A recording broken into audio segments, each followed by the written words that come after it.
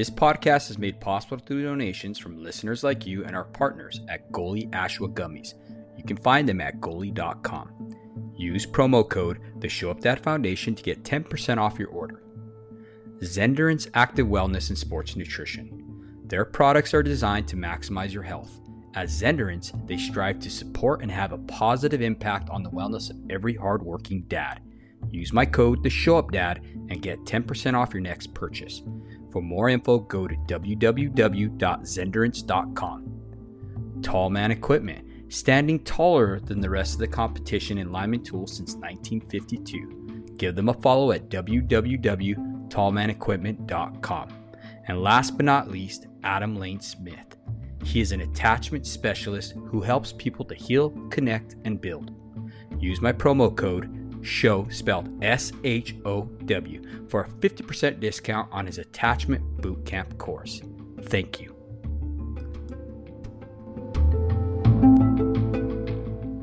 Welcome to the Show Up Dad. This is a podcast for hardworking fathers looking to level up their fathering skills and be more than just a paycheck or provider for the home. I am super pleased to welcome none other than Greg Centrone. Greg is a licensed marriage and family therapist. He is also certified to treat military sexual trauma and is an EMDR provider. He has worked with military trauma victims since 2009. Greg feels honored to have worked with the very best both on and off the battlefield. Greg has been happily married for 20 years to his wife, Mandy, and is a proud father to their son, Ezekiel Benjamin, and named after Benjamin El Sebban. And you know what, dude? I'm just super stoked to have you on today's episode. And I just want to have you kick things off, Greg, by telling us a little bit about yourself, brother, if you don't mind. Yeah, thanks for having me. I'm super honored to be here. I mean, I really can't emphasize enough how important the topic of fatherhood is. It's something that has really changed my life, and this issue of anxiety, just as you talk about it, you know, fatherhood has kind of brought me into a place of healing, you know, through my son and through the support of my wife. So I think it's just very fitting to start off with, you know, how we came up with the name of our son. As you said, Benjamin is actually named after a good friend of mine named Benjamin Sebban. Ezekiel, so my son's name, first and middle name, is Ezekiel Benjamin. One of my favorite things about talking about his name is I get to talk about two of like my most favorite people in this world. Zeke is a daddy's boy, as through and through. I'm really surprised my wife isn't more jealous how he just takes to me. And I really don't know, you know, where that comes from, but I'm super blessed to have him as my son and for him to be a daddy's boy and for us to be as close as we are. We adopted Zeke in Colorado at birth. And we have an amazing story of just the adoption alone. We have an open adoption, which means basically that Zeke is loved by everyone. We have a relationship with the birth mom. We call her Tante Joni, which is German for Aunt Joni. She's involved in his life. He's involved in her life. He knows he's adopted. He knows he's loved. It's really a cool story. Maybe, you know, something down the road, if we ever go in that, or if you ever go in that direction, more than happy to be on to further discuss that. Naming Zeke, you know, I didn't take lightly. I love names. And my name is, you know, Greg. There's nothing that exciting about it. I don't even know exactly what it means. I actually tell people, mostly at work, that my name is not Greg or Gregory, but it's gregarious because of my personality. And maybe at some point I will change my name. Jokingly, this is totally off script, but I've wanted to change my name to Gregarious Greg Centrone. I just thought it would be funny, but my parents would probably kill me because they probably picked my name for a reason. So back to Ezekiel, enough about me. So basically, Benjamin is named after a really good friend of mine who I met in college. And I would say, you know, it was an odd friendship. I met him in a school called the Word of Life Bible Institute, which is basically a school that most people go to for some sense of ministry, pastorhood, mission field, that kind of thing. But it was also like a school typical to the military, where you have the guys who are, just going to go out there and be the ranger and whatnot, and they know where their life is headed. And then you have the guys who are in the military because it was that or jail. And that's kind of why I was there. I was in a point in my life where it was spinning out of control, and I found myself at this school. And then I met Ben there, and I always felt like we were kind of cut from the same cloth. Ben didn't actually fit, either role of wanting to be in the mission field or necessarily being this kind of guy whose life was spinning out of control. And many years later, I learned that he was there because he simply made a promise to his mom to go to this school. And that's really what has brought us together, was Ben's. My dad was a Vietnam vet. My dad obviously has trust issues because he's a Vietnam vet. And he was like, no, you are not, walking into a recruiter's office, and I'm not going to let that guy, take advantage of you. So I returned home to New York. And, while I was home in New York, I eventually talked to a recruiter, joined the Army. I had a couple of options because my ASVAB scores. And so I picked medical specialist. I had no idea what that meant at the time, and went to basic training at Fort Benning, then went to school, or AIT, at Fort Sam Houston. And I was detailed to work in the mailroom, for extra duty or whatever while I was there. And so I'm sitting there in the mailroom, and I was shocked when I see this letter addressed to Ben Sebban. And there's not a lot of Ben Sebans out there. So I was just kind of like, wow, here I am in Texas. I met him in New York. I ran into him in Tennessee, and now I'm in Texas, and I'm looking at this letter. But I never did see him at Fort Sam Houston. And then I went to airborne school at Benning again. And then I was assigned to my unit at the 82nd at Fort Bragg. And so, I'm going through life, living my life. And I go to the PX, for those of you that don't know, basically like a little store on base. And so I'm at this store, and I'm getting something to eat, and I turn around, and literally there's Ben just standing there, in uniform. We're both looking at each other in BDUs. So that's the uniform, it kind of dates the year we were there. So we're looking at each other. We're just shocked to see each other. I mean, here's like the third state that we had bumped into each other. And he was doing a training there, and he was at Fort Bragg for about a year. And so I spent a lot of time with him. After he left Bragg, he valued our relationship so much that, he was a groomsman in my wedding. And then we kind of just got separated again. I went to Iraq in 2003. And our unit was it's really kind of the cool guy stories that I hear from clients who come in my office. The unbelievable stories, except mine is all on the internet, so I can prove it. But our unit was kind of separated, and a company of us was attached to the 75th Ranger Regiment in support of a special operations at that time, this top secret, thing called Task Force 20. And I actually remember a client coming into my office one day, many years after I had been out of the military, and he said, "We worked with Task Force 20," and I wanted to reach over the table and throw my hand over his mouth because, at the time it was all this top secret stuff.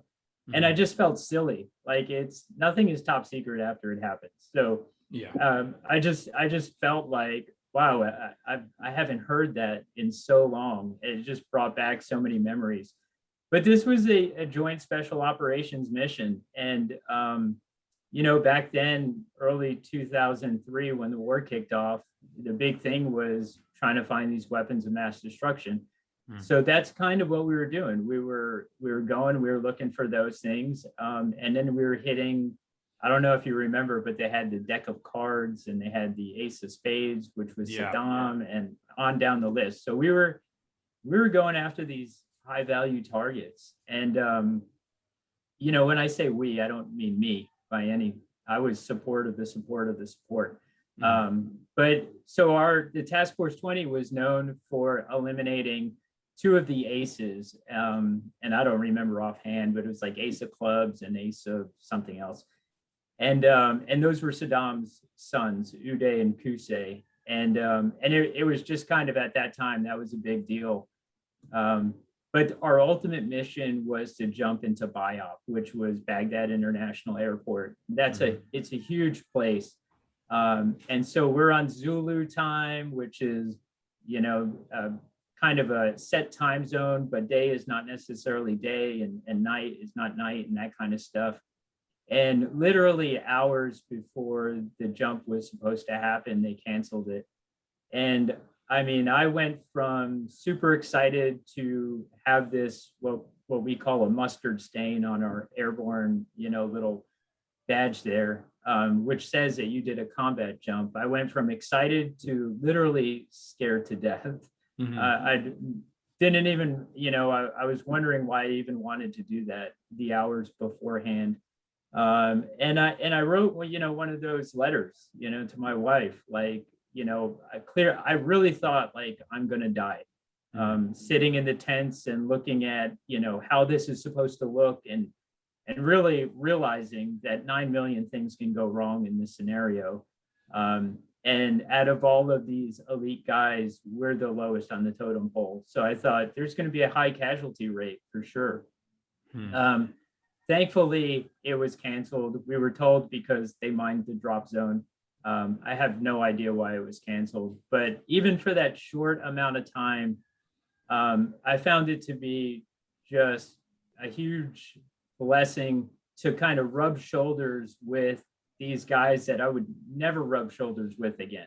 Mm-hmm. So that was really cool. That was like my cool guy stuff story. After that, we returned to our unit, and I was a senior medic with a forward surgical team. We call them a FAST team. And basically, this is just a group of medics with a physician assistant and sometimes with like an MD doc. And what we do is we go into the combat zone and we set up casualty collection points. We're basically the first people somebody is going to be brought to for immediately like life-threatening care in the combat zone. And so I saw a lot of stuff while I was there, and everything, to be honest, I absolutely loved working in the medical field. I loved blood, I loved guts, I loved fixing people, I loved helping. I absolutely loved it. And I was prepared mentally to do it. As far as, when I say that, as far as adults, I was looking, I had never thought in my mind at any given point that I would be working on children for any reason whatsoever. And so after one firefight that we had, kind of the dust had settled, and all these, even talking about it, it's still, I've talked about it many times, but it's still kind of, it brings out anxiety. That's what it does. It brings out anxiety. Mm-hmm. But people were coming out of their homes, and so this is after a firefight. So we just went in there and killed a bunch of people. And these very people were coming out of their homes now, mostly women, bringing their children who had been injured from previous battles and the shock and awe campaign. Mm-hmm. And I just remember this one child being brought to us, and he was probably around 8 or 9 years old. His innards were on his outsides. His stomach was kind of wide open and exposed. It was dry, where you kind of want that area to be wet and moist where all your organs are. Mm-hmm. It had this real peculiar stench to him, and I was told that was his bile. And so I was assigned to take care of this child. And also, another really great friend of mine at the time, Sergeant Jimmy Yakubek. He worked on this child, and the child had basically the same effect on us. It became this lifelong thing for both of us. But this kid's name was Basan Mohammed, and I was looking at his eyes, and he had this placid kind of look on his face, not like he was afraid, but he was just kind of watching. And as we were working on him and trying to get him stable and doing IV sticks and all that kind of stuff, he just kept staring into my eyes. And every time I made eye contact with him, I felt like he was almost communicating, but I really don't know what he was saying. And so I just remember working on this kid and just doing our very best work, I guess. And we finally got him stable. We brought him to the helicopter. He flew off. And I remember just walking back, and it was like surreal. I was walking back to this casualty collection point that we had established, and there were just so many children there that I literally don't remember what happened next. I don't remember working on anybody else. I don't remember anything. And so that's something that comes up as far as the effects of war, post-traumatic stress, that we'll get into, I'm sure, later, but as far as anxiety and whatnot. So when I came back when I came back from this, I came back a little bit earlier than my unit because I was on what they call stop loss, where they hold you after your enlistment time because you're needed for a particular job. So I came back earlier than my unit did, and I got out of the military fairly quickly after that. So I didn't come back with my unit. When I got out, I kind of went back to normal life.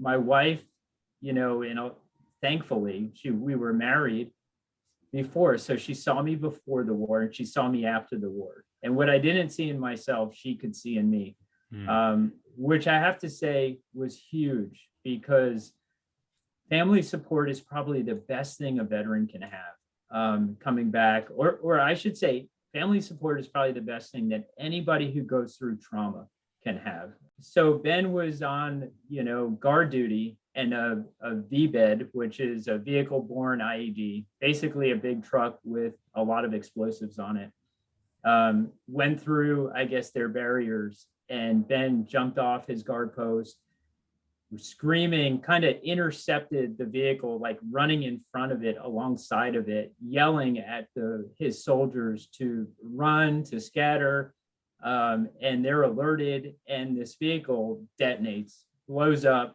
shoots him forward, I don't know how many feet, but shoots him forward. He has injuries, but I guess just doesn't care about those injuries. And he gets up and he just starts providing medical treatment to these guys. And so while he's providing medical treatment, now one of the guys lost their life that day. And when he was done, everybody was stable and relaxing. They just kind of walked over to him, and they just thought he was, had his eyes closed and was resting, and he had actually bled out and died. Wow. So yeah, it was an amazing, I mean, it sounds weird. Military people, or I guess desensitized people, would understand this. It was almost like, I was just like, man, I wish I could go like that. That's an amazing story.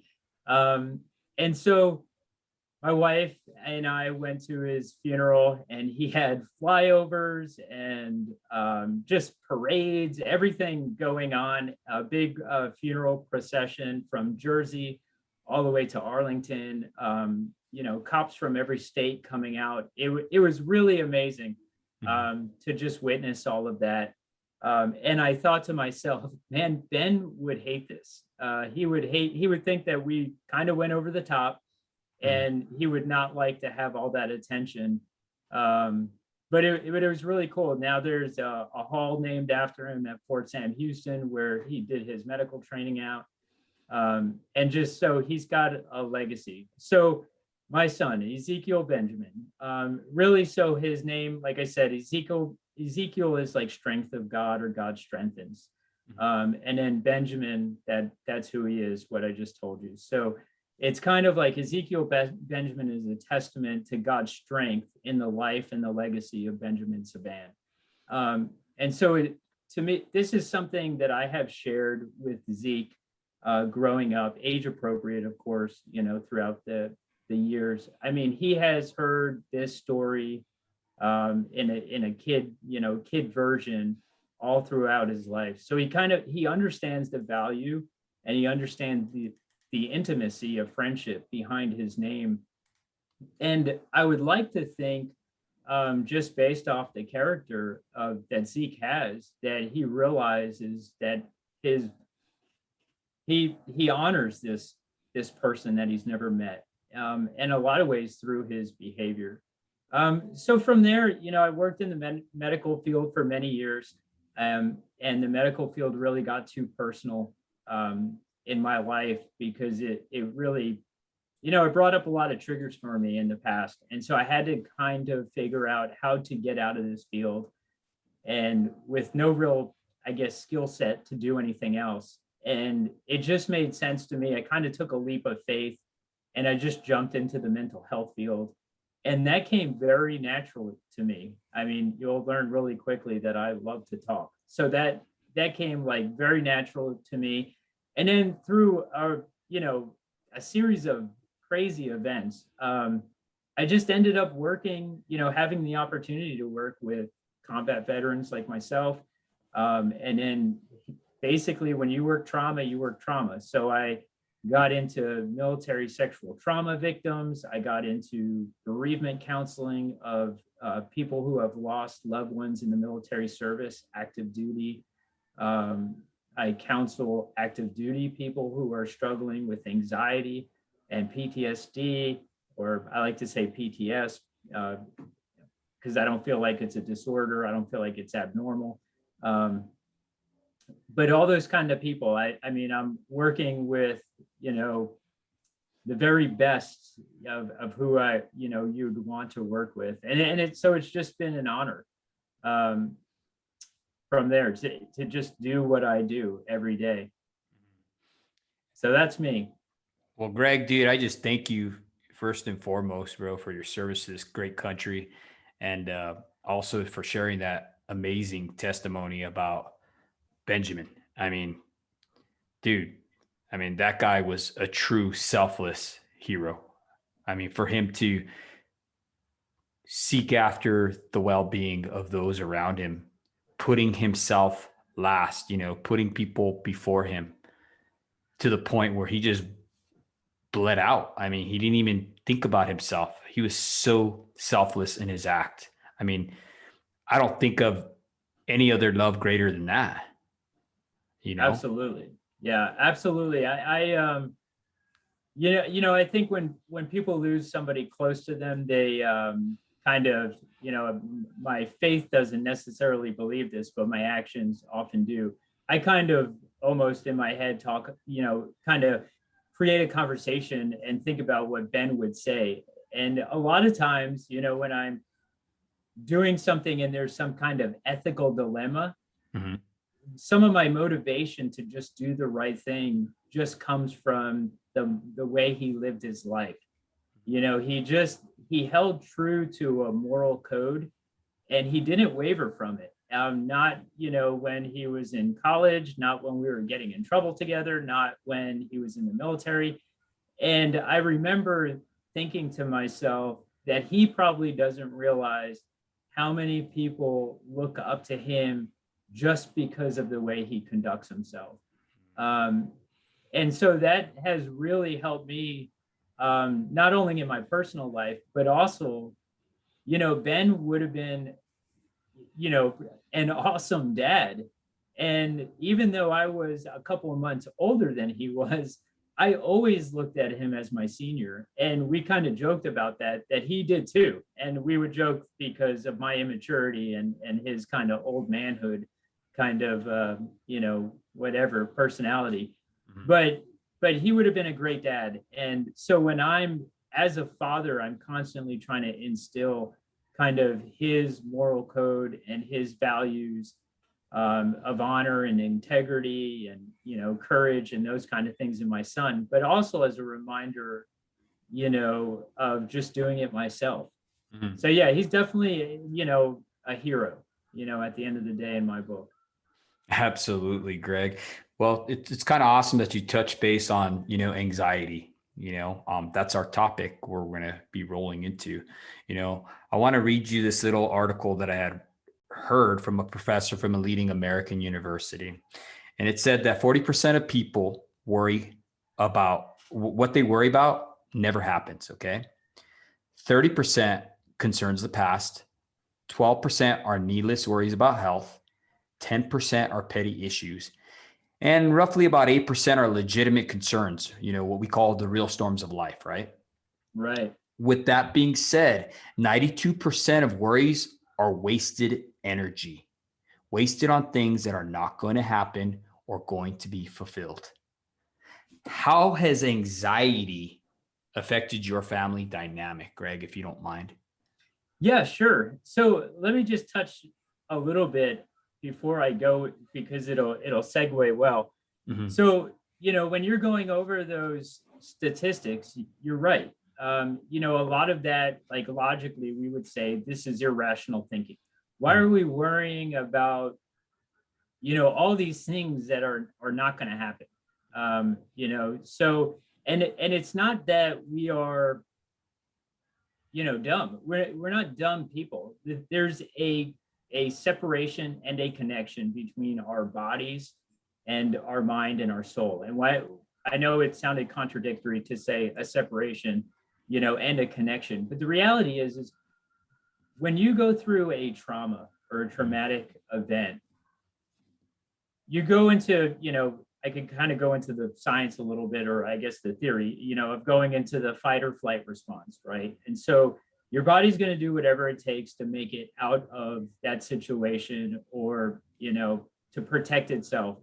And so as you go through life, any kind of perceived threat, right, your body is going to have a reaction to that. So when we're looking at these irrational things that, you had discussed, people are having, a lot of people who've gone through trauma, they're having these irrational thoughts because they're projecting this, what if this happens? What if worst case scenario happens? What if, all these kind of things.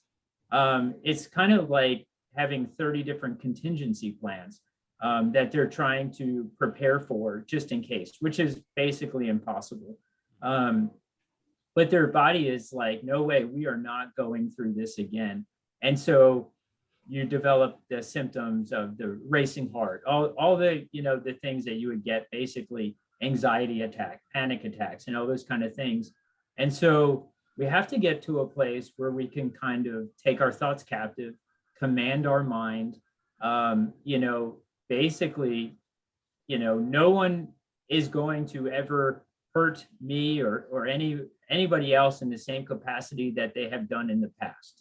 Right? That's a kind of a one-time thing. And so, we develop these defense mechanisms, and then we have to kind of let our body know, like, hey, you're having a panic attack, but that's not going to actually stop me from going, and challenging my anxiety and going to whatever it is, being with my family out in public, or being in a place with crowds, or whatever that might be. And so it's kind of, your mind being separated from your body and kind of looking at it as a separate entity and saying, this is okay. And that takes a lot of time and support to do that. And so, as you can imagine, when I came home and returned from war, I was really messed up in a lot of ways. And I didn't see it, because I live with myself. So, I didn't see this big change between the time when I left to Iraq and the time when I came back, but my wife did. And of course, I just assumed she was wrong and I was right because I'm a guy. So when we had our son, that was way after, not way after, but a good years after I came back from Iraq. And when he was born and we were in the hospital, I literally remember like a flip a switch flipping, like in my body, similar to when I was at war. There was kind of a switch that flipped, and it was like, this is, I'm gonna be, I'm gonna survive. I'm gonna do whatever it takes. And then back home, for being a father, I remember all of a sudden, I just wasn't that important. It was all about this little pod that was in my hands. I call them a pod because I feel like kids are not anything until they can make facial expressions at you and poop their pants. So like, but I just felt like this thing is mine. And all of a sudden he was the most important thing to me. But when Zeke was growing up, and I'd say closer to, I don't know, 8, 9, 10 months around there, as he was growing up and I was watching him and doing these stuff, there was a time where he actually locked me out of the house accidentally. It had to do with the locks on the doors. And I actually went around the house and I was looking through like a screen door, and basically, he had no idea what was going on. And I was trying to get him to kind of just push the little tab up to open the door. And I was getting frustrated. I didn't realize it, but I was basically kind of starting to get that anxiety, get that panic, that whole going into a worst case scenario thing. Eventually he opened the door. I don't ever remember that happening. I don't remember him opening the door. What I do remember is crying on the floor in the kitchen, not knowing where I was, and seeing Ghassan's face and thinking that I'm working on him, and just being a hot mess, basically just a hot mess on the floor. My wife eventually came home, and she knew something was wrong. I told her what had happened. I don't know how long I wasn't watching my son.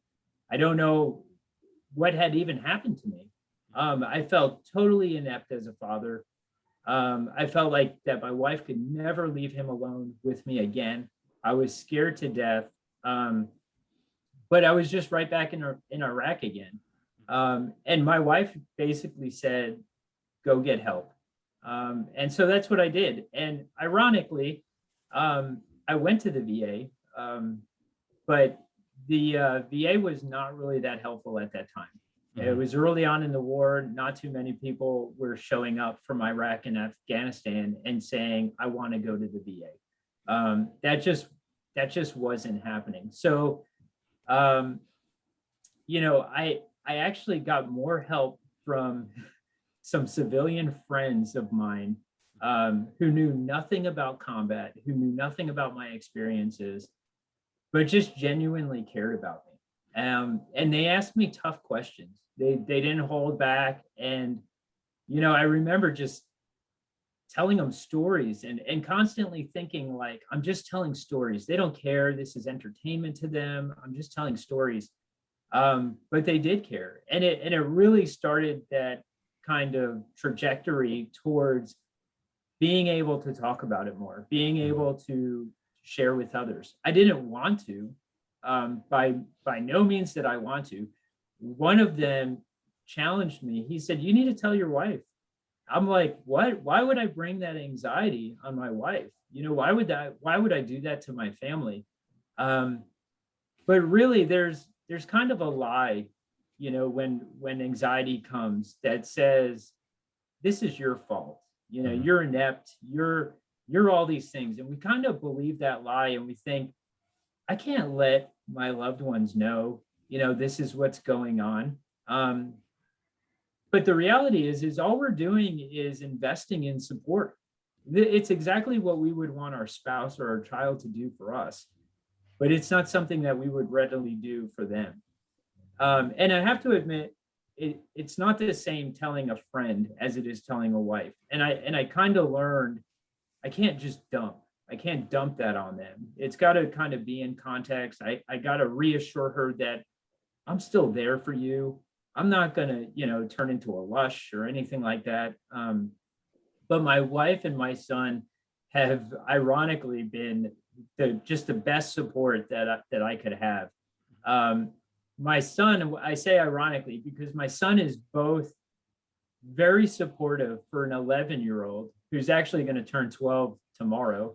But he's very supportive as an 11-year-old in his own way. And I don't even think he realizes, or I don't even think he knows.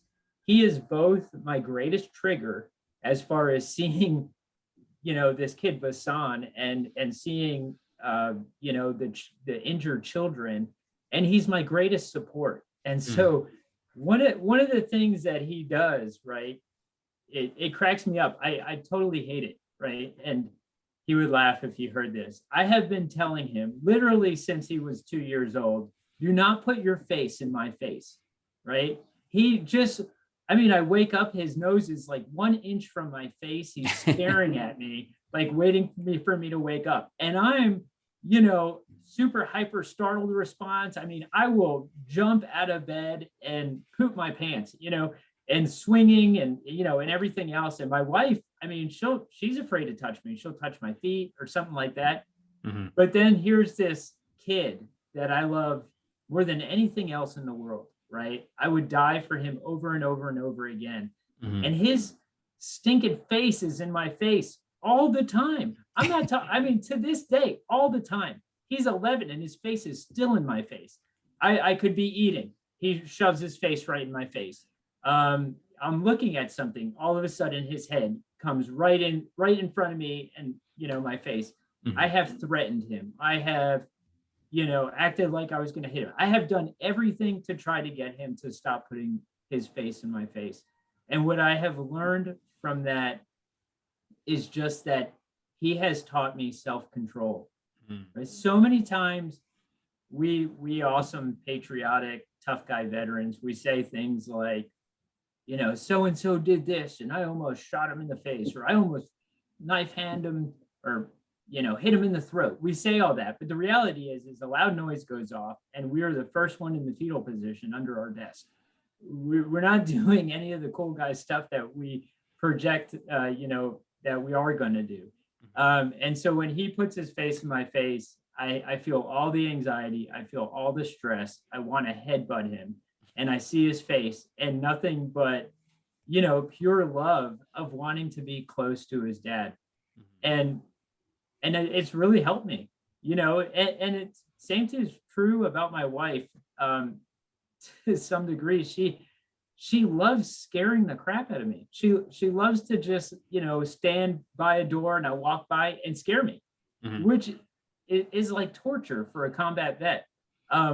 But because we have the relationship that we have, it's because we love each other that all of that, ends up being okay. Mm-hmm. And so really, yeah, absolutely. I have had, a lot of, I guess, symptoms from anxiety from having, I had been diagnosed with post-traumatic stress disorder. Like I said before, I don't think disorder has anything to do with it. I think if you send anybody to a combat zone, and I can prove this, really, I run several groups of combat veterans, and you take these combat veterans and they all have these problems that they think are isolative to themselves. Mm-hmm. And they tell you how their wife can't relate, or their family can't relate, or nobody can relate, and how people judge them, or how they see people judge them, and all those kind of things. Mm-hmm. But you put them in the group together and they go, you are just like me. Different war, different branch, different, sex, all these kind of things. You are just like me. And that tells me that if you go to combat or any kind of, even a traumatic experience mm-hmm. of any kind, and you meet somebody else who has that, even a different traumatic experience, you develop the same behaviors, mm-hmm. right? Our world, who's, and I'll use military as an example, our world sends the military off to battle. And so they're kind of living their life as people are, fighting on their behalf, so to speak. Most wars are political. So, I won't go into that. But when these people come back, there's a difference. So when I'm in my unit, we're all the same. They don't go, hey, you're different. You have violent thoughts. You have post-traumatic stress. They're not telling me that. We're all saying the same things and doing the same things. But when I come home And now I'm maybe the only person in my neighborhood who's been deployed to a combat zone, or the only person out of, a massive amount of people. Well, those people become the norm. So that when they're saying their behaviors are normal and my behaviors are abnormal, right? So it's a description.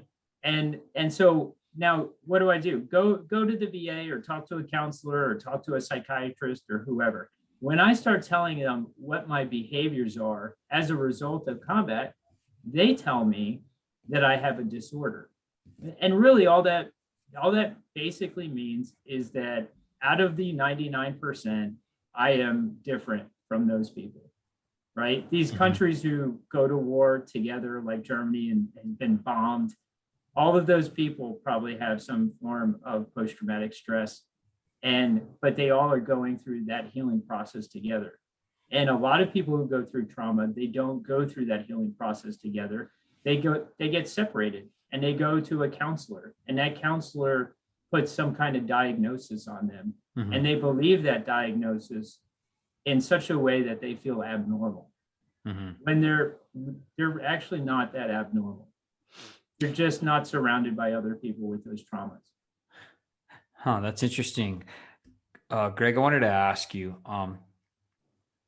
how does anxiety really, what have you seen in your professional opinion? How has it really affected a person's ability to be an effective father?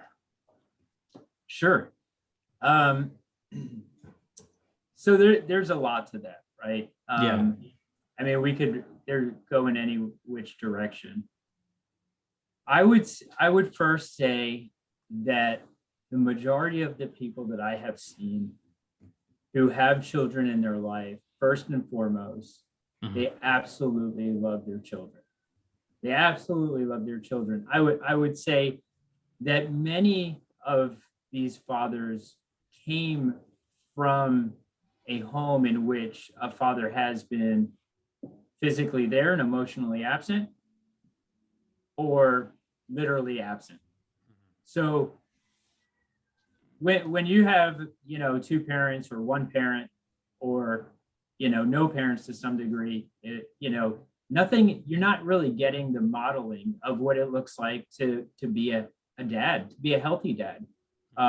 So when anxiety comes through multiple forms, I kind of, I work with veterans, so there's a certain amount of, I can be very direct with them, and I can even make fun of them, and they see it as like a term of endearment, right? So it's kind of very direct, but I don't take for granted at all that they have a lot of internal stressors going on, and they have a lot of external stressors going on.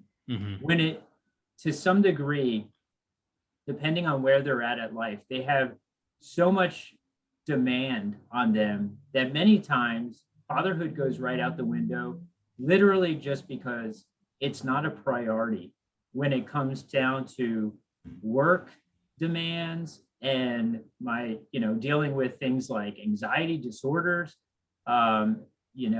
having broken homes, those kind of things. They literally just think, well, my family's being provided for, and this is my role, is to just meet all these other demands. And they don't purposely do it.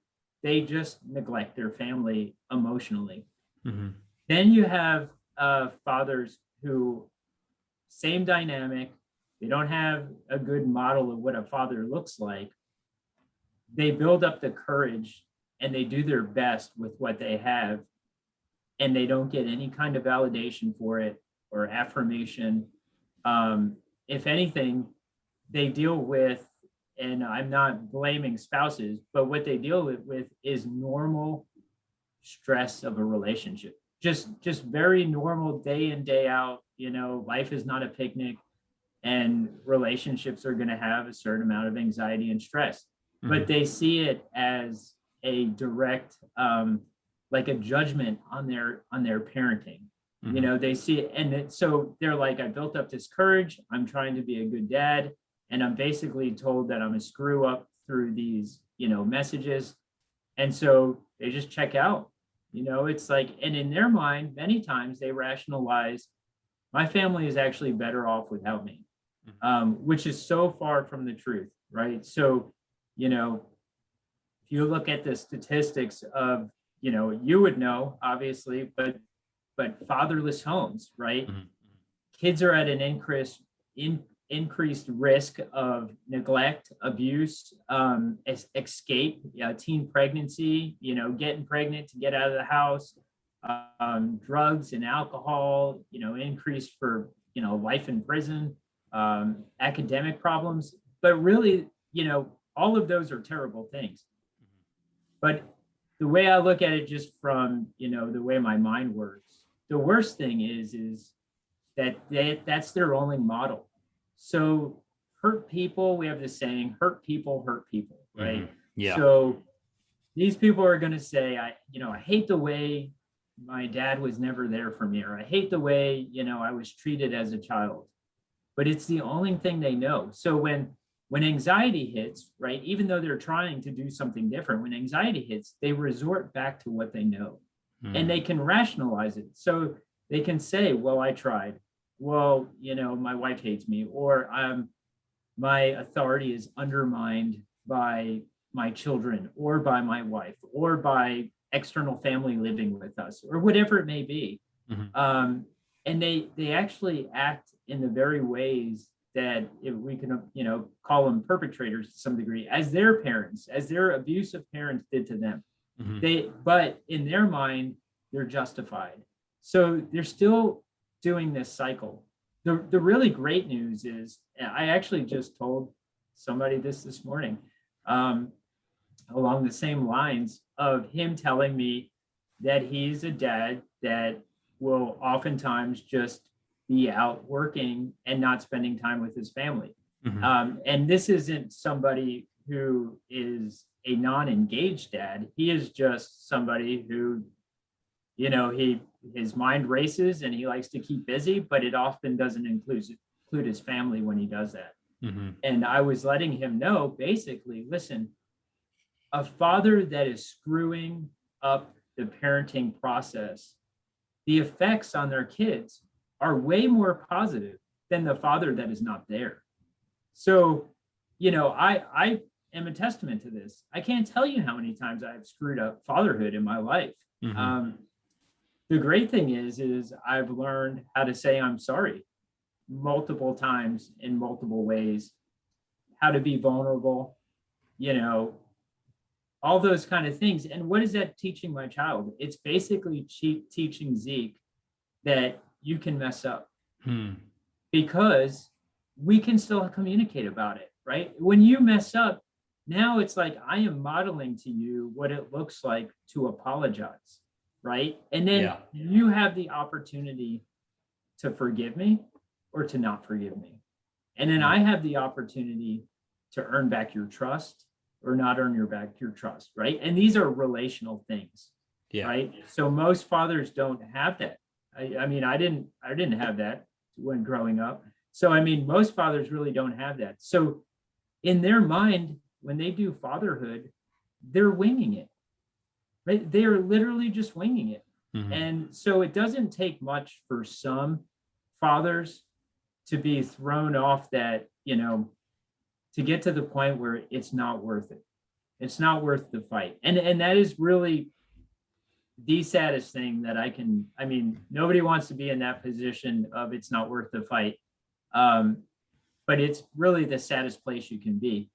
But the encouraging news is, in my experience, is that when you take a guy and you say, hey, here are some practical things to win back your family. Mm-hmm. And they have kind of, it's, you know, ironically, it's the guy who, you know, doesn't read the instructions to put something together again. But when you give them the instructions and it comes, especially from another guy, and you just go, do this, and trust me, you will start to engage with your family. And over time, you know, they're going to be apprehensive, but it's going to be reciprocated. Mm-hmm. Typically what they do is they not only meet your standard, they exceed it. They want to have that community and that relationship with their family. It's just that the whole world is against you, you know, and there's not anyone to say what you did was correct or what you did was wrong, or try this. We have people in our life that take sides. And in my field, when I have a couple in my office, I don't take sides. What I tell them is, and this is the truth, I tell them the client is the relationship. That's the client, because that takes a lot of pressure off of both of you, right? One person's not wrong, one person's not right. It's the relationship. Is the relationship working? How can we tweak this? How can we use your personalities to complement one another and move forward? So I totally forgot what the question was. But. Dude, I mean, that was just so much amazing information that you just gave right there. I myself have a lot of questions, that you've answered. People asking me as well, why it is that they do the things they do. And one of the things that I've noticed too is those statistics that we talked about. Those statistics are based off of just a father being there. Okay. Yeah. So, I mean, that's just him being there. That's not him being an engaged, committed, responsible father at all. A show up dad, as we call it. Right. Right. And the statistics don't lie. You know what I mean? There's a greater influence in their lives, just them being there, So when you said that, it doesn't matter when you mess up, right? Because you're going to model healthy way to be able to communicate to your kids and say, hey, I'm taking responsibility. Right. Right. I mean, that was awesome. I mean, I had never heard it that way before, so I thank you for sharing that with us. I had some questions that came in, Greg. Yeah. From our audience. Right. And they wanted me to ask you some of these stuff. Okay. And one of them, Greg, was, what is the best way you found to deal with anxiety?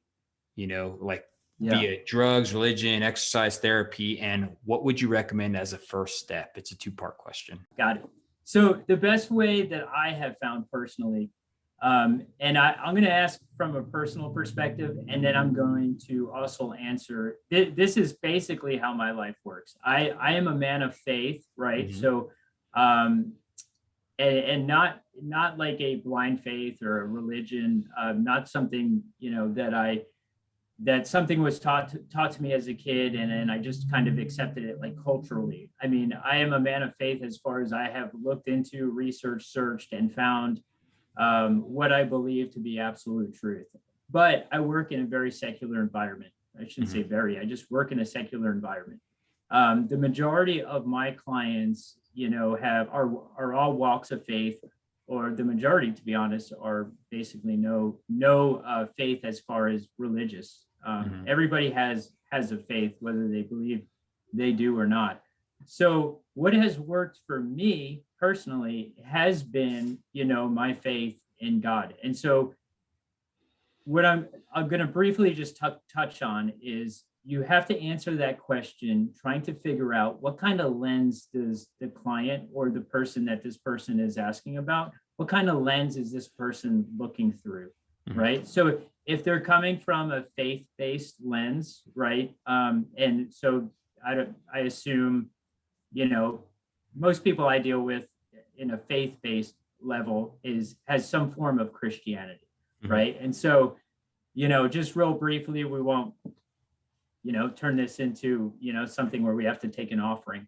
But basically, a faith-based view, Christian faith-based view, would be that God is eternal, right? He has always existed. He's the great I am. He made the heavens and the earth. In heaven, he had made angels. One of the angels thought that he could be God or greater than God, got a big ego about himself. And God, basically, he sinned against God, and God casted him out of heaven. So basically, sin is just any kind of rebellion against God, right? Satan comes to earth and he deceives man. And why did God make man? God made man to be in community with man because he loves man. He made Adam and Eve, and he wanted to, basically spend all eternity with them. But what he did give them was free will. And that is why, Satan was even able to deceive them, because of their free will, because of their selfishness. And so God is a holy God, meaning that he's totally, separated from all sin and cannot tolerate sin. So now there's basically a curse on all mankind because mankind cannot reside in the same place as God. So now they're eternally separated from God. God sends Jesus, his son, relationship. Jesus willingly comes and dies on the cross as a sacrifice, taking on the sins of the world, conquering death, being raised to life again, in which, thousands and thousands and thousands of people were eyewitnesses to this. Comes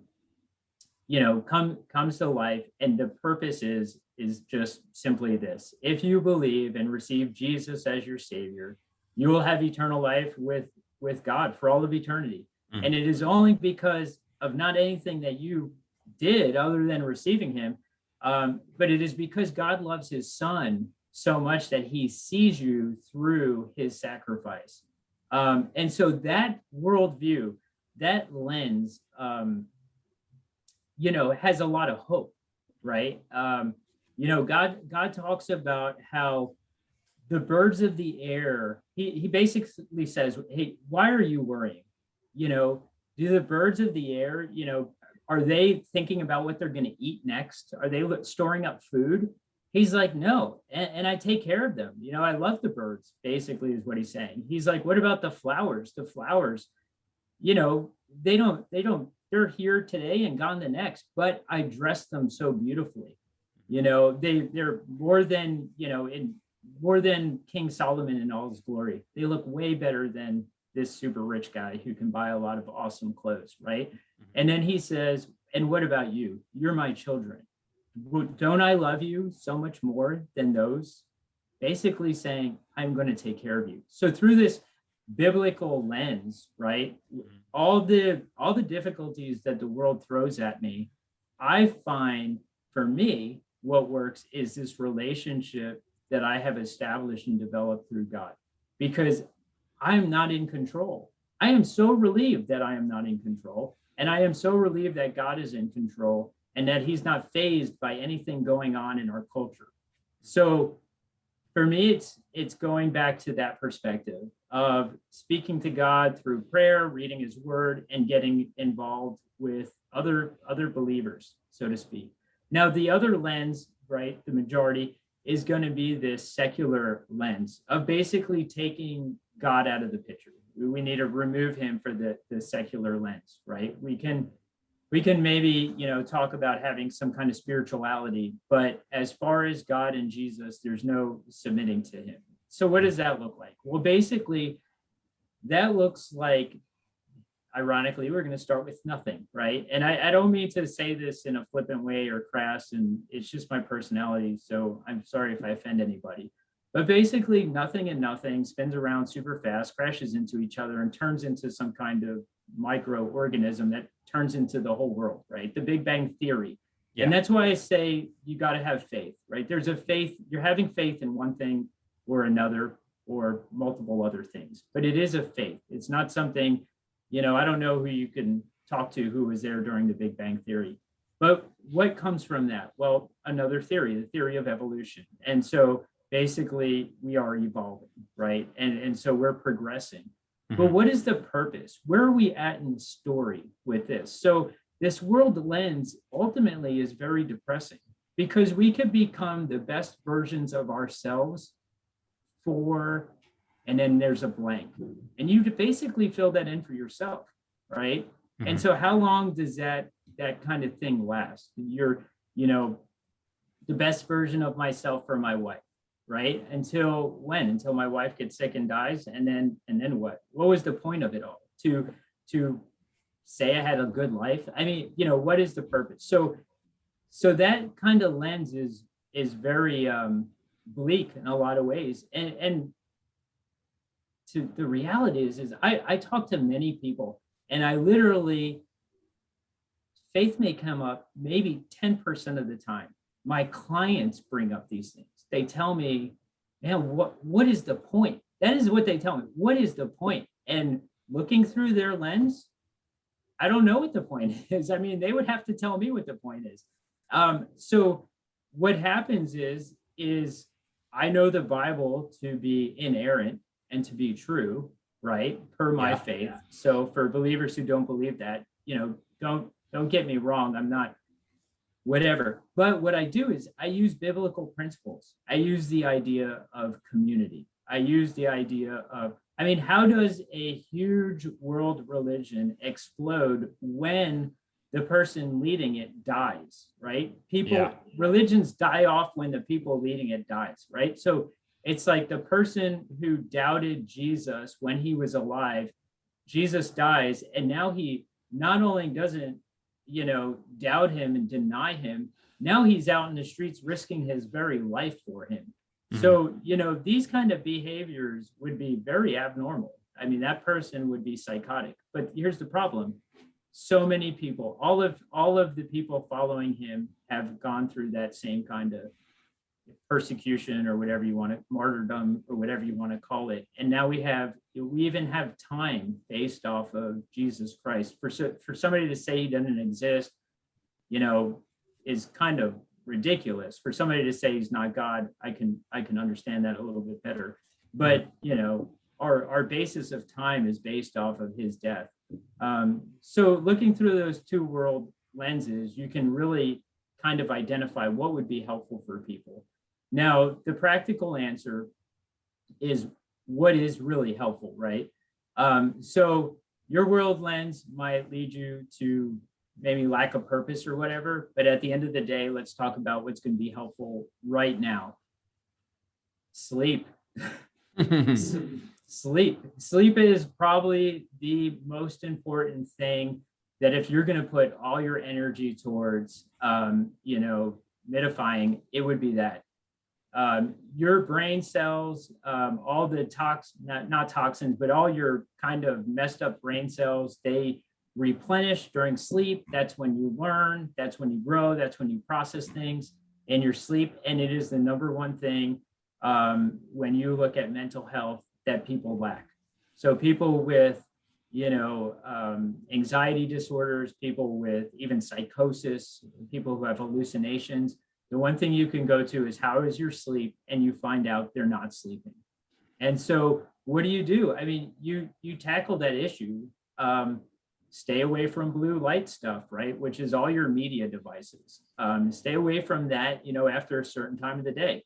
You can say roughly 6 o'clock, if you want to pick a time. Start to develop some kind of sleep ritual in which you maybe take a shower, read a book, lay in bed, to where you're kind of setting up your environment for success to have a good night's sleep. And then aim to have at least 6 hours of sleep. Aim for it.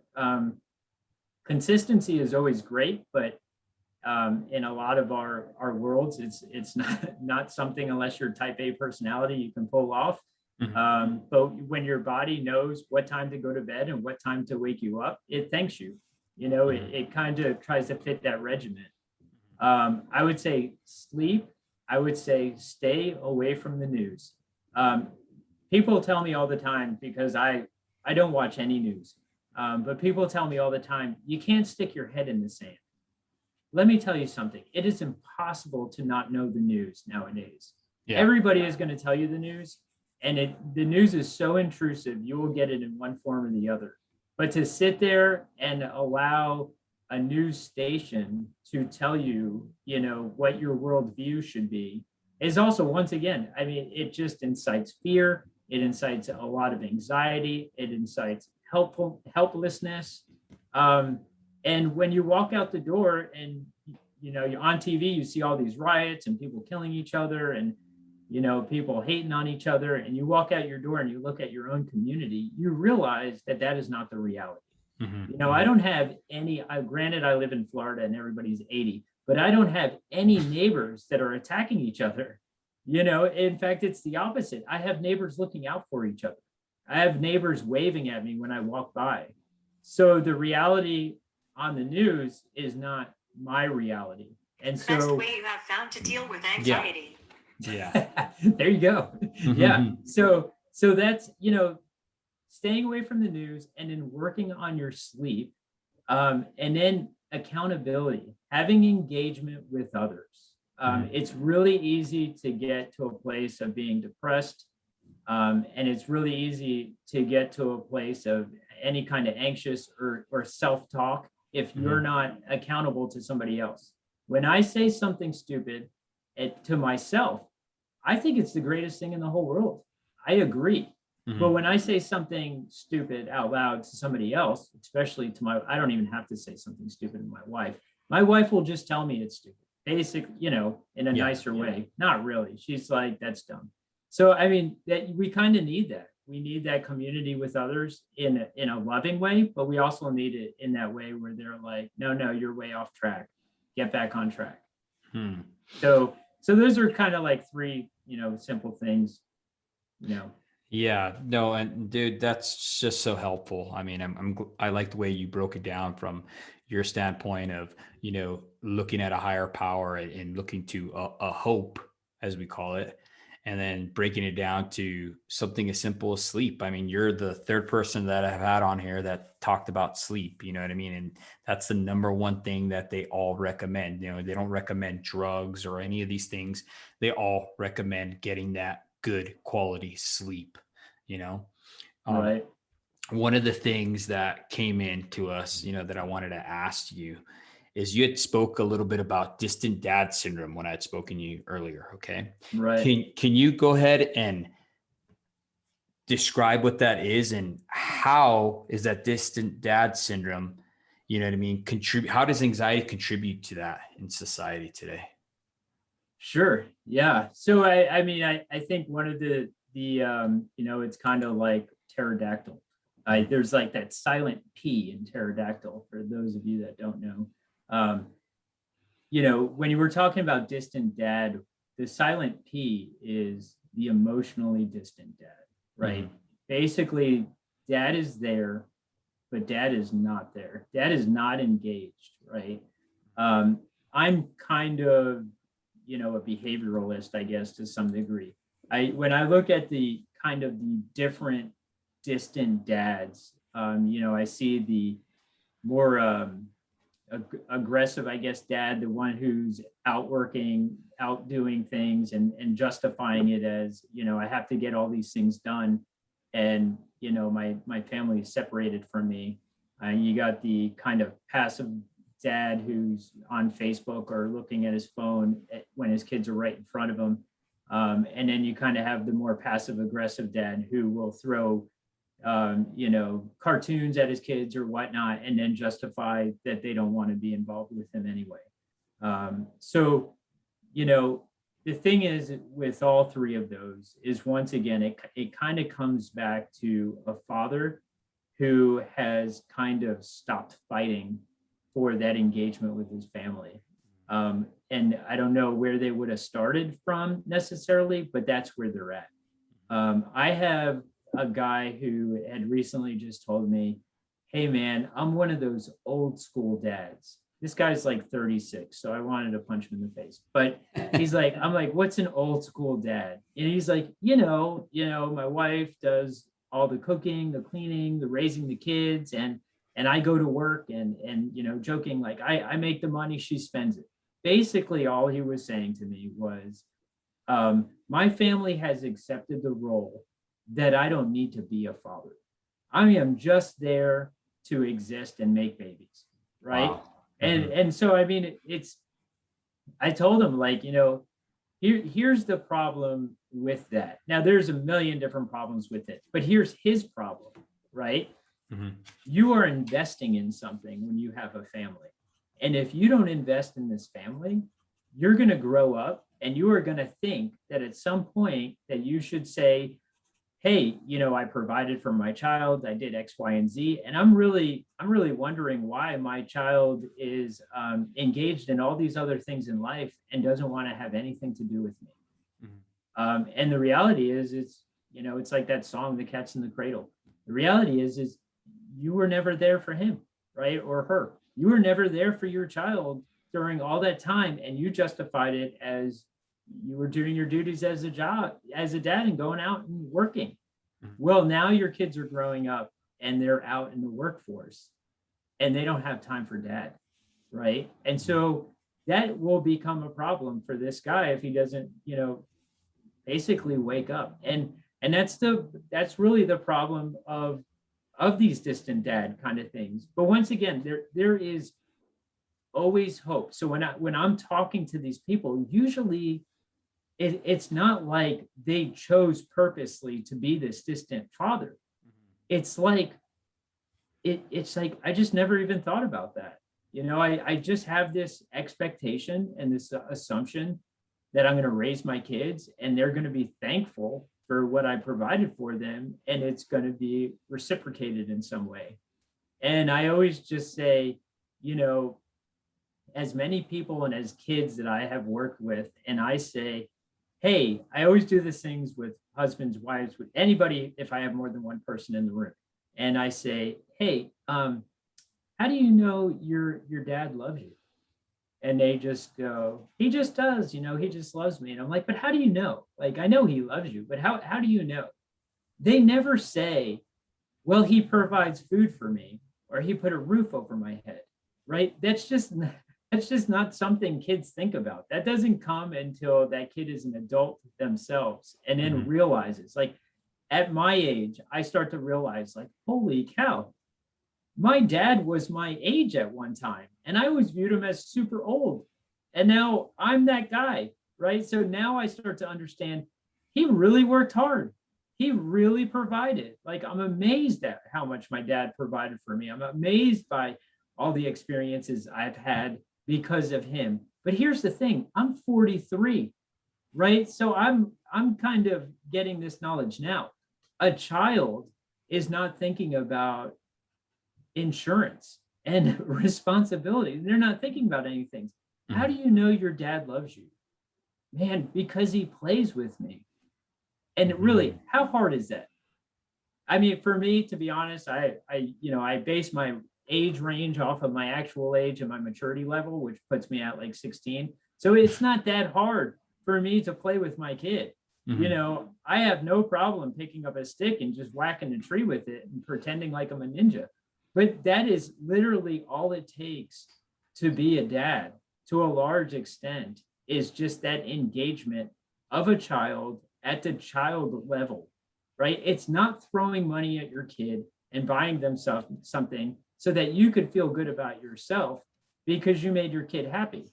Your kid is not going to remember those things. They're not going to remember that they had so many G.I. Joe figures. Or, I mean, that's super old. I guess nobody plays with G.I. Joes anymore.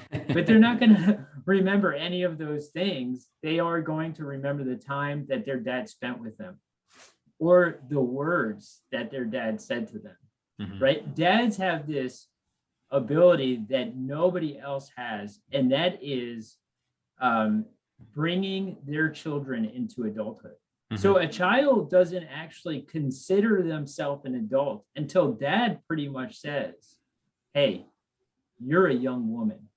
When dad says that, it's like, that is the like pinnacle point where it's like kids go, really? Like dad's like, you're a man now. They're like, wow. That is like the only time. Mom can say it all day long, but you know what? Mom always, that's what moms do. Moms are nurturing. So kids don't look at it like, oh, I hit this pivotal point in my life because mom said so. No, mom is congratulating me on getting 5th place in a race, right? So that's just not how it works. But dads, a dad can just implement that into a child's life and a child remembers it. So dads can speak truth into children in a different way in which moms can. And most guys, I mean, we just don't even realize that to be a truth because nobody did it in our life. Man, that's so true what you said, because I mean, I'm guilty of it myself. You know what I mean? It sounds easier said than done. I mean, really, I don't know how many times I've said, and getting caught up in that lie, like you talked about, of going out and providing for my family, you know what I mean? And right. The way you described that was just so awesome. You know what I mean? Where we're actually giving our families, you know what I mean, the authority basically to let us off the hook for what we're doing, you know what I mean? And right. That was deep, brother. I mean, definitely changes my way of thinking, you know what I mean? And takes me back, because we're talking about awareness, right? takes me back to how I was back then and seeing, wow, you know what I mean? Just to be able to be like, okay, well, now I understand why I was acting that way or why I did the things I did. It's because I didn't know, you know what I mean? Right. Well, and also on the flip side, right? I can, and I did do this in my personal life. I have kind of looked back in my life and saw, you know, a certain amount of my dad is, I should say, because he's still alive, very non-nurturing, right? So, I mean, he's not the dad who's going to tell you he loves you. He may tell my sister he loves her because she's a girl, and that's just kind of how it works. But he's the dad, it cracks me up. He even does this with my son. You know, he's, you know, really old. My dad, not my son. And it's still like, hey, you wimp. Like, those are his terms of endearment, right? So he's like, hey, you wimp, you know, I'm going to fight you. I mean, that's how my dad says he loves you. So when my dad is calling me Nancy growing up, you know, that is how he said he loved me. But growing up, I didn't see that, right? And so when we look at ourselves as these dads and we see ourselves as failure, they're failures to some degree in certain aspects. There's a certain responsibility of the child, which if I'm looking at myself as the child, there's a certain responsibility that I have to look past the effects that my dad had on me and actually look at my dad as a person. My dad grew up in a home in which the state came and pulled him out from his family and put him in an orphanage, right? So when I'm looking at my dad as being this non-nurturer, right? And then I could go, oh, because of you, then X, Y, and Z. The reality is when I look into his life, I'm amazed at what my dad has accomplished with what he was given, right? He didn't grow up with any parents. He literally was Orphan Annie. He grew up in the orphanage. And on top of that, his parents were alive, both of them. And nobody came to pick him up at any point, right? He had brothers and sisters. Some of those brothers and sisters actually lived with his parents. So you know, when I'm looking at this guy and I'm thinking, man, I had it rough growing up. And then I'm where I'm at today. And my siblings would kind of joke, like, you know, with the parents we had, how did we turn out to be so well? Because of the parents we had. That's the reality. Because of the parents we had. They were wounded. We knew what it was like to grow up with those wounds, and we didn't want that for other people. And we became really, really well-rounded. And that's actually an example I use for some people. Like, I tell them, like, look, you think you're screwing up your kid because you're in that struggle of what it looks like to be a good parent? Because you're in that struggle and you're there trying to be a good parent and screwing it up, your kid is actually going to be very well-rounded. I mean, they're being exposed to so many different behaviors and things that they actually become fairly resilient as a result. And so my parents, you know, I never thought that they would stay married, and they did. And I, you know, used to tell them to get a divorce all the time. But when I look into the generations before my father, now all of a sudden I see a very clear picture of who my dad is. And I see this very loving father, despite the fact that he literally can't say the words, I love you. And then that world lens again of this biblical worldview, that one day my dad is going to be perfect in heaven. I'm going to have a perfect relationship with him for all of eternity, right? And so when I look at my dad now, I can see all the wounds that we both have. I can see this world. I can dwell on those things. I can be very angry. I can be very bitter. Or I can look past all that and realize that we all go through very similar things. And at the end of the day, I mean, when do we become the bigger person? You know? And so it's just a challenge really to myself, not to everybody else, but basically that there is hope. Every single time there's hope. When we're talking about what anxiety does to us and all these symptoms that it creates and how we want to move towards avoidance, or we want to, you know, check out, or we want to become aggressive or angry, all of those kind of things, it's it's what Joseph said in the Old Testament. What the enemy meant for evil, God has made good. And that's the reality. They're never quit, like never give up, like never drop out of the marriage. You may take a sabbatical, but you get back out there. You recreate some kind of relationship with your child. I have guys who I just cannot even relate with, as far as they have had a child and their spouse has taken that child from them and they have no relationship with that child. And I can listen to them and agree with them that it would be virtually impossible to have a healthy relationship with that child, and that it is better to step away because of the dynamic that was created, so that that child can grow up with some kind of stability.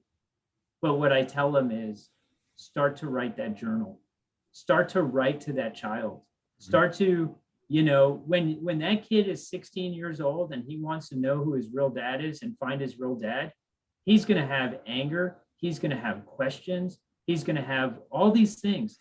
And when you turn around and you pull out this book and he realizes that you have been writing to him for the past 15 years, it's going to change his whole idea of who you are. So most of these guys are real fearful that mom is putting all this venom into them as far as who your dad is, and he's a terrible person and all these kind of things. At the end of the day, we can always be intentional, even if it's not at face value. There are always things that we can do to reconnect these relationships and make things work. I mean, to the best of what we have. We live in a broken world. We got to work with the tools we have in front of us. I like what you said when you're talking about how to look at our parents and see them with this lens of basically empathy. Mm-hmm. You know what I mean? And to realize that, hey, my father couldn't give me what he didn't have, what he didn't receive. Right. Right. And it's cool to see that, because I mean, when you put it in that perspective, we could, I don't know how many times I hear, oh, my dad was this, my dad was that. I'm one of those guys who used to say the same thing. I grew up in a very rough childhood, and with that being said, I could look back and see when I ask about his upbringing and what he went through, it's mere peanuts compared to what I went through. You know what I mean? And I could actually empathize with him and actually see the hurt that he received from his father. And when you see him in that light, it's almost like you have this, I don't want to say pity, because I don't like to pity people, right? But you have this sadness, you have this sense of, man, no wonder he acted the way he did with me. You know what I mean? It's just this awareness, you know what I mean? Yeah. Never minimize your own experience based on someone else. The reality is your dad did not see his experience the way you saw it just now.